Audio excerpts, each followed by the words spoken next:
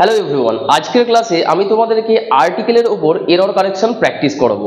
Error correction competitive এক্সামসের জন্য কিন্তু খুবই গুরুত্বপূর্ণ।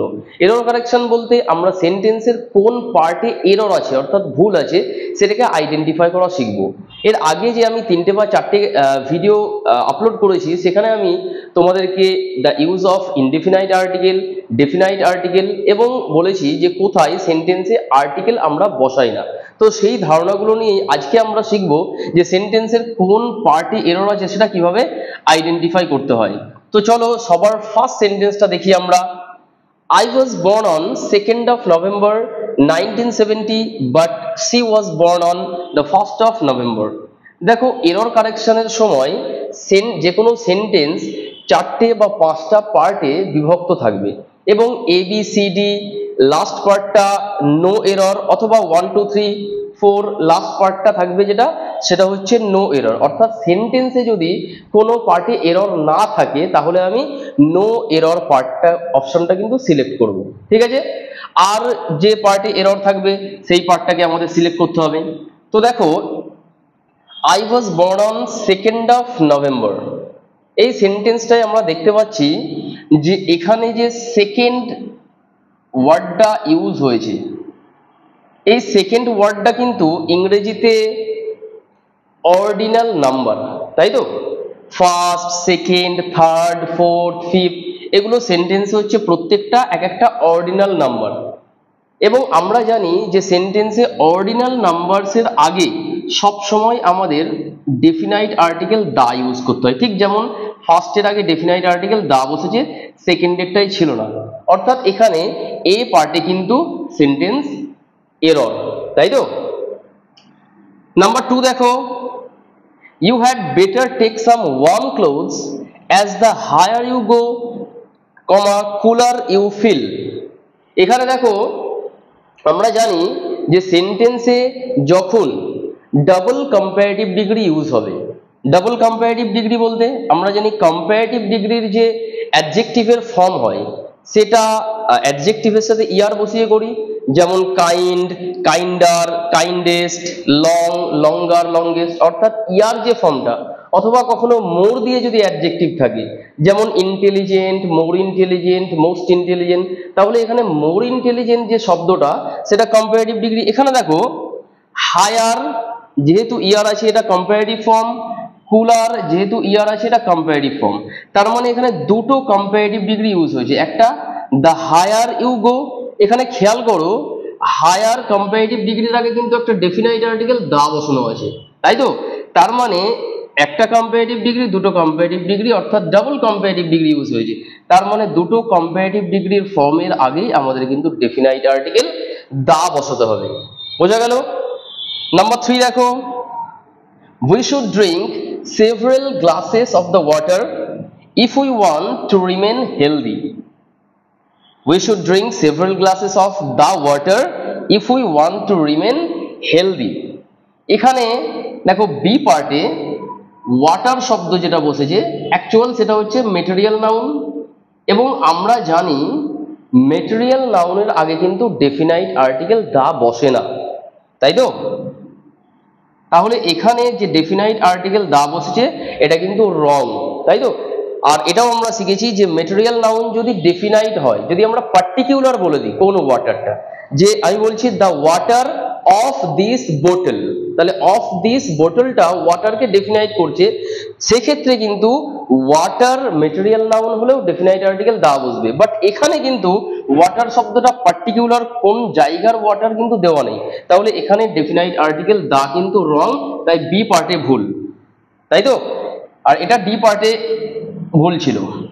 ওকে, নাম্বার 4 দেখো, he was an atheist but nowadays he goes to the church and offers prayers for hours. এখানে দেখো ফার্স্ট এথেইস্টের আগে আর্টিকেল অ্যান বসেছে। আমরা জানি অ্যান ইনডেফিনাইট আর্টিকেল কোথায় বসে, দেখো এথেইস্ট সিঙ্গুলার কাউন্টেবল নাউন, এবং যেহেতু এটা ডেফিনাইট কোনো এথেইস্টের কথা বলা হচ্ছে না তাহলে এখানে দা বসছে না।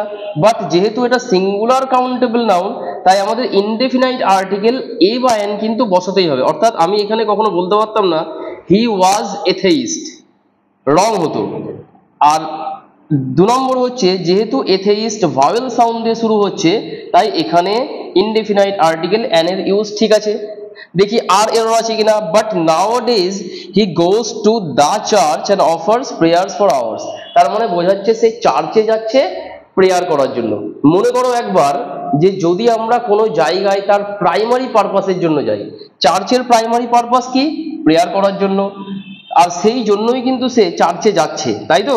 তার মানে প্রাইমারি পারপাসের জন্য যদি কোনো জায়গা ইউজ করা হয়, তার আগে কিন্তু আমরা ডেফিনাইট আর্টিকেল দা বসাতে পারি না। তাহলে এখানে দায়ের ইউজটা ভুল, সি পার্টে error. Number 5, literature often celebrates the fact that the man is a mortal being.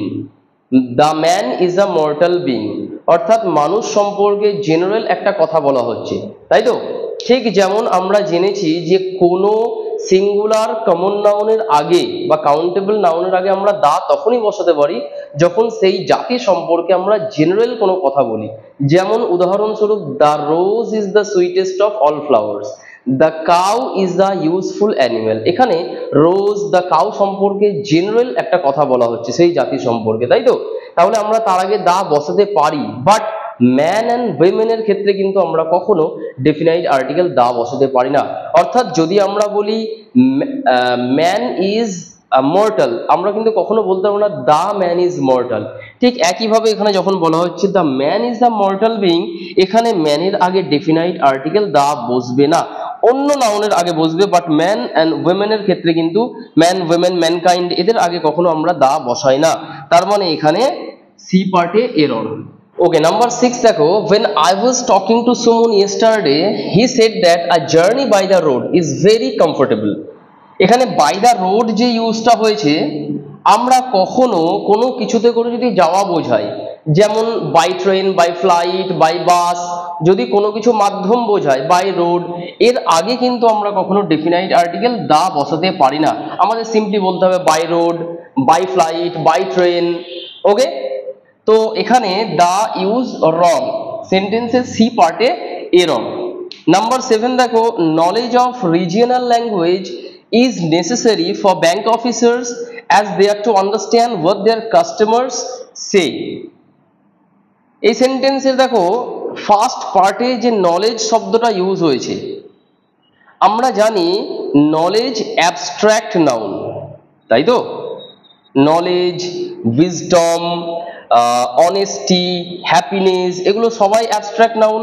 এবং অ্যাবস্ট্রাক্ট নাউনের আগে কখনো কিন্তু কোনো আর্টিকেল আমরা ইন জেনারেল বসাই না, এ এন বা দা বসাই না। বাট যদি সেই নলেজ, সেই অ্যাবস্ট্রাক্ট নাউনটা কোনো পার্টিকুলার কোনো অ্যাবস্ট্রাক্ট নাউনের কথা বলা হয়, অর্থাৎ স্পেসিফিক করে দেওয়া হয়, তাহলে কিন্তু তার আগে আমরা ডেফিনাইট আর্টিকেল দা বসাই। এটা আমরা জানি অ্যাবস্ট্রাক্ট নাউন সম্পর্কে। তো এখানে দেখো, knowledge of regional language, knowledge কোথাকার নলেজ, কিসের নলেজ? রিজিয়নাল যে ল্যাঙ্গুয়েজ, আঞ্চলিক ভাষার যে জ্ঞান, সেই জ্ঞানটা কিন্তু বলা হচ্ছে। অর্থাৎ নলেজ কিন্তু জেনারেল বলা হচ্ছে না, নলেজ স্পেসিফিক হয়ে যাচ্ছে, তাই তার আগে কিন্তু আমাদের ডেফিনাইট আর্টিকেল দা বসাতে হবে, তাই তো? যেহেতু নলেজটা এখানে রিজিয়নাল ল্যাঙ্গুয়েজের নলেজ হয়ে গেল, তাই তো? তার মানে এখানে এ পার্টে এরর ছিল। ওকে, নাম্বার 8 দেখো, she can speak the Hindi, Sanskrit and English fluently. এখানে দেখো হিন্দি, সংস্কৃত, ইংলিশ এগুলো সবাই এক একটা ল্যাঙ্গুয়েজ, তাই তো? আর আমরা জানি ল্যাঙ্গুয়েজের আগে কিন্তু কখনো আর্টিকেল বসে না, তাহলে এ পার্টে ভুল। কিন্তু ল্যাঙ্গুয়েজের একই স্পেলিং দিয়ে, সেই বানানটা দিয়ে যদি আমরা কখনো কোন ন্যাশনালিটিকে বোঝাই, তাহলে কিন্তু আমরা জানি তার আগে ডেফিনাইট আর্টিকেল দা বসাতে হয়। ঠিক যেমন আমি যদি বলি দা চাইনিজ আর হার্ড ওয়ার্কিং, তার মানে এখানে চাইনিজ শব্দটা কিন্তু কোনো ল্যাঙ্গুয়েজ বললাম না। ঠিক যেমন আমি যদি বলি আই স্পিক চাইনিজ, এখানে চাইনিজটা কিন্তু একটা ভাষা বোঝাচ্ছে, তাই আই স্পিক চাইনিজের ক্ষেত্রে চাইনিজের আগে কিন্তু দা বসিনি। বাট আমি যখন বললাম দা চাইনিজ আর হার্ড ওয়ার্কিং, সেক্ষেত্রে কিন্তু আমি চাইনিজের আগে দা বসালাম, বিকজ এইখানে চাইনিজটা কিন্তু ল্যাঙ্গুয়েজ বোঝাচ্ছে না, ন্যাশনালিটিকে বোঝাচ্ছে। নাম্বার 9 দেখো, a milk can provide protein for a nutritionally balanced diet. এখানে মিল্ক শব্দটা একটা আনকাউন্টেবল নাউন, তাই তো? আর আনকাউন্টেবল নাউনের আগে আমরা কখনো ইনডেফিনাইট আর্টিকেল বসাতে পারি না, কারণ এটাকে তো আমি কাউন্টই করতে পারবো না, তাহলে তার আগে আমি এ বা এন কি করে বসাবো, তাই তো? তার মানে এখানে মিল্কের আগে ইনডেফিনাইট আর্টিকেল এর ইউজটা ভুল আছে, অর্থাৎ এ পার্টে ভুল, তাই তো? নাম্বার 10 দেখো, Pacific ocean is the deepest ocean in the world. এখানে প্যাসিফিক ওশান এটা একটা ইউনিক থিং, তাই তো? যেমন আমি যদি বলি সান, মুন, গঙ্গা, এগুলো প্রত্যেকটা একটা ইউনিক থিং, তাহলে ইউনিক থিং এর আগে সবসময় আমাদের ডেফিনাইট আর্টিকেল দা বসাতে হবে, অর্থাৎ আমরা কখনো প্যাসিফিক ওশান বলতে পারবো না, গঙ্গা ইজ আ রিভার বলতে পারবো না, ঠিক আছে? তার মানে ইউনিক যে কোনো জিনিসের আগেই আমাদেরকে কিন্তু ডেফিনাইট আর্টিকেল দা বসাতে হবে, তার মানে এখানে এ পার্টে ভুল। নাম্বার 11 দেখো, in 1906 a earthquake destroyed much of San Francisco. আর্থকোয়েকের আগে ইনডেফিনাইট আর্টিকেল এ বসেছে, বাট এখানে দেখো আর্থকোয়েকের ফার্স্ট যে সাউন্ডটা এটা কিন্তু একটা ভাওয়েল সাউন্ড, তাই তো? তাহলে ভাওয়েল সাউন্ডের আগে কিন্তু এ হয় না, এন হয়, তার মানে এখানে অ্যান আর্থকোয়েক হবে, এ আর্থকোয়েক হবে না। ওকে, নাম্বার 12 দেখো, we must have sympathy for needy and the poor. We must have sympathy for needy and the poor. এখানে নিডি শব্দটা এবং পুয়ার শব্দটা অ্যাডজেক্টিভ। এখানে একটা নিয়ম আছে, সেই নিয়মটা কি, আমরা কোনো অ্যাডজেক্টিভের আগে ডেফিনাইট আর্টিকেল দা বসিয়ে আমরা সেই জাতিটাকে কিন্তু বোঝাতে পারি, ঠিক আছে? যেমন আমি অনেস্ট মেন না লিখে আমি লিখতে পারি দা অনেস্ট। অনেস্ট কিন্তু একটা অ্যাডজেক্টিভ, কিন্তু অ্যাডজেক্টিভের আগেও আমরা ডেফিনাইট আর্টিকেল দা বসাতে পারি সেই জাতিটাকে বোঝানোর জন্য। সাধারণত আমরা আর্টিকেল বসাই নাউনের আগে, বাট এক্ষেত্রে কিন্তু আমরা অ্যাডজেক্টিভের আগেও ডেফিনাইট আর্টিকেল দা বসিয়ে সেই টোটাল জাতিটাকে আমি বোঝাতে পারি। এবং এক্ষেত্রে মনে রাখতে হবে যে অন্য সেন্টেন্সে যদি তোমরা দেখো, এখানে দা অনেস্ট অর্থাৎ আর্টিকেল প্লাস অ্যাডজেক্টিভ যখনই হবে, ডেফিনাইট আর্টিকেল প্লাস অ্যাডজেক্টিভ যখনই হবে, এটা কিন্তু অলওয়েজ প্লুরাল হবে, অর্থাৎ আমরা দা অনেস্টের পরে ইজ লিখতে পারবো না, আমাদের কি লিখতে হবে, দা honest are always rewarded. Suppose আমি এরকম বললাম, তার মানে এখান থেকে আমরা দুটো নিয়ম জানলাম, একটা আর্টিকেলের একটা ভার্বের, যে আমরা অ্যাডজেক্টিভের আগে ডেফিনাইট আর্টিকেল দা বসিয়ে সেই জাতিটাকে বোঝাতে পারি, এবং সেক্ষেত্রে এটা সবসময় প্লুরাল ফর্ম হবে, ঠিক আছে? তার মানে এখানে দেখো পোরের আগে ডেফিনাইট আর্টিকেল দা বসেছে, বাট নিডি একটা অ্যাডজেক্টিভ, এর আগেও কিন্তু আমাদের ডেফিনাইট আর্টিকেল দা বসাতে হতো, তার মানে এখানে বি পার্টে এরর। ওকে, নাম্বার 13 দেখো, I went to Kolkata and met an European tourist. ওকে, এখানে দেখো ইউরোপিয়ান শব্দটা শুরু হচ্ছে ইউ দিয়ে, তাই তো? ইউ দিয়ে যখন কোনো শব্দ শুরু হবে, ইউরোপিয়ান, ইউনিভার্সিটি, ফার্স্ট সাউন্ডটা ইউ এর মতো আসছে, তাই তো? তাহলে ইউ সাউন্ড যখন ফার্স্ট আসবে তখন এটা ভাওয়েল হলেও এটা কিন্তু কনসোনেন্টের কাজ করবে, তাই তো? আর সেহেতু এখানে এন না হয়ে আমাদের এ বসাতে হবে। সুতরাং অ্যান ইউরোপিয়ান, অ্যান ইউনিভার্সিটি কিন্তু কখনো হবে না, আমাদেরকে এগুলো বলতে হবে এ ইউরোপিয়ান, এ ইউনিভার্সিটি, তার মানে এখানে সি পার্টে এরর। ওকে, নাম্বার 14 দেখো, he is not rich and so he can not afford to buy a expensive house. এখানে এ আর্টিকেল বসেছে কার আগে, এক্সপেন্সিভের আগে, বাট এক্সপেন্সিভের ফার্স্ট যে সাউন্ডটা সেটা কিন্তু ভাওয়েল সাউন্ড, তাই তো? তাহলে এ এক্সপেন্সিভ কখনো হবে না, অ্যান এক্সপেন্সিভ হবে, তার মানে এ এখানে ভুল, এখানে অ্যাকচুয়াল ইনডেফিনাইট আর্টিকেল অ্যান হবে, তার মানে ডি পার্টে এরর। নাম্বার 15 দেখো, Rahul is best student in our class at present. Rahul is best student in our class at present. Best একটা সুপারলেটিভ ফর্ম, তাই তো? সুপারলেটিভ ডিগ্রিতে আমরা বেস্ট ইউজ করি, এবং প্রত্যেকটা সুপারলেটিভ ডিগ্রির আগে কিন্তু আমাদের ডেফিনাইট আর্টিকেল দা বসাতে হবে। তার মানে রাহুল ইজ বেস্ট হবে না, Rahul is the best student হবে। যেমন Rahul is the most intelligent, তার মানে প্রত্যেকটা সুপারলেটিভ ফর্মের আগে আমাদের কিন্তু ডেফিনাইট আর্টিকেল দা বসাতে হবে, ঠিক আছে। ওকে, নাম্বার 16 দেখো, the headmaster and secretary of our school have arrived. আমরা জানি যে যদি দুটো নাউন একই ব্যক্তিকে বোঝায় তাহলে আমরা সবসময় ফার্স্ট নাউনের আগে ডেফিনাইট আর্টিকেল দা বসাই, কিন্তু যদি দুটো নাউন আলাদা আলাদা দুটো ব্যক্তিকে বোঝায় তাহলে কিন্তু দুটো নাউনের আগে আমাদের ডেফিনাইট আর্টিকেল দা বসাতে হবে। তো এটা আমরা সেন্টেন্সে বুঝবো কি করে? ভার্বের ব্যবহার দেখি। আমরা যদি দেখি যে ভার্ব প্লুরাল আছে, তার মানে আমাদের বুঝে নিতে হবে যে এখানে দুজন ব্যক্তির কথা বলা হচ্ছে, তার মানে যে হেডমাস্টার সে সেক্রেটারি নয়, দুটো আলাদা আলাদা ব্যক্তি, হেডমাস্টার আলাদা সেক্রেটারি আলাদা, তাহলে আমাদের ডেফিনাইট আর্টিকেল দুটোর আগেই বসাতে হবে।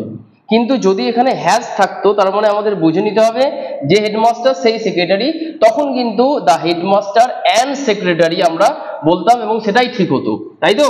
তার মানে এখানে যেহেতু প্লুরাল ভার্ব বসেছে তাহলে আমাদের এখানেও আর্টিকেল বসানো দরকার, তাই এ পার্টে এরর। নাম্বার 17 দেখো, সাক্ষী রোট এসে so well that her teacher was pleased with her. এখানে এসে নাউনটা ডেফিনাইট, যদিও এরপরে এমন কিছু লেখা নেই যেটা আমাদের ডেফিনাইট বুঝিয়ে দিচ্ছে। কিছু সময় ডেফিনাইট নাউন বুঝতে গেলে এটা এটা আন্ডারস্টুড, অর্থাৎ এটা আমাদের বুঝে নিতে হবে। যেমন আমি যদি বলি ওপেন ডোর, আমি কিন্তু ওপেন ডোর বলতে পারবো না, কারণ ডোরটা এখানে ডেফিনাইট হয়ে যাচ্ছে, কারণ আমি যাকে বলছি বোঝাই যাচ্ছে যে এটা ওই দরজাটার কথা বলা হচ্ছে।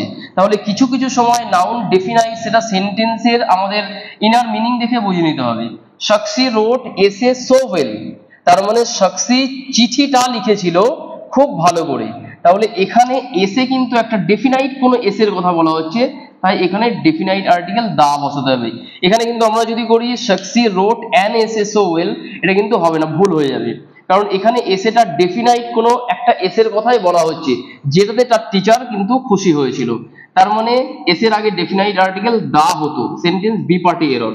নাম্বার 18 দেখো, Mahatma Gandhi did not solve all the future problems, but he did solve problems of his own age. Okay, problems of his own age, এখানে দেখো যখনই এখানে of his own age বলা হলো প্রবলেমস এর পরে, তার মানে প্রবলেমসটা কোথাও না কোথাও ডেফিনাইট হয়ে গেল। কোন সমস্যার কথা বলা হচ্ছে? তার সময়কার সমস্যা। তার মানে অ্যাকচুয়াল এখানে আমরা শুধু প্রবলেমস বলতে পারবো না, যেহেতু প্রবলেমস ডেফিনাইট হয়ে গেল তাই তার আগে কিন্তু আমাদের ডেফিনাইট আর্টিকেল দা বসাতে হবে, ঠিক আছে। সব আমরা বেশিরভাগ সময় দেখি যদি কোনো নাউনের পরে অফ বসে তাহলে সেটা সবসময় কিন্তু তাকে ডেফিনাইট করে দেয়। যেমন আমি যদি বলি ওয়াটার অফ দিস গ্লাস, যেই অফ দিস গ্লাস বললাম ওয়াটারটা ডেফিনাইট হয়ে গেল, তাই তো? যেমন আমি যদি বলি কালার অফ ইউর ড্রেস, যেই অফ ইউর ড্রেস বললাম কালার ডেফিনাইট হয়ে গেল, the colour of your dress বলতে হবে, দা চেঞ্জ অফ ভয়েস বলতে হবে, দা অমিশন অফ আর্টিকেলস বলতে হবে, কারণ অমিশন কিসের? অফ আর্টিকেলস এর। তাহলে অফ কিন্তু সবসময় নাউনকে ডেফিনাইট করে দেয়, আর সেহেতু এখানে problems of his own age হবে না, the problems of his own age হবে। এখানে কিন্তু সি পার্টে এরর। ওকে, তো এই ছিল আজকে আর্টিকেলের উপর এরর কারেকশন প্র্যাকটিস। আশা করি তোমরা প্রত্যেকেই বুঝেছো। যদি কোনো পার্ট তোমরা বুঝতে না পারো তাহলে অবশ্যই কমেন্ট বক্সে জানিও। আর যদি ভিডিওটা ভালো লেগে থাকে তাহলে অবশ্যই একটা লাইক করো, আর যদি চ্যানেলে নতুন হয়ে থাকো তাহলে অবশ্যই চ্যানেলটাকে সাবস্ক্রাইব করো এবং ফ্রেন্ডদের মধ্যে ভিডিওটাকে শেয়ার করে দিও, যাতে করে তারাও এই ভিডিওটা দেখে উপকৃত হয়।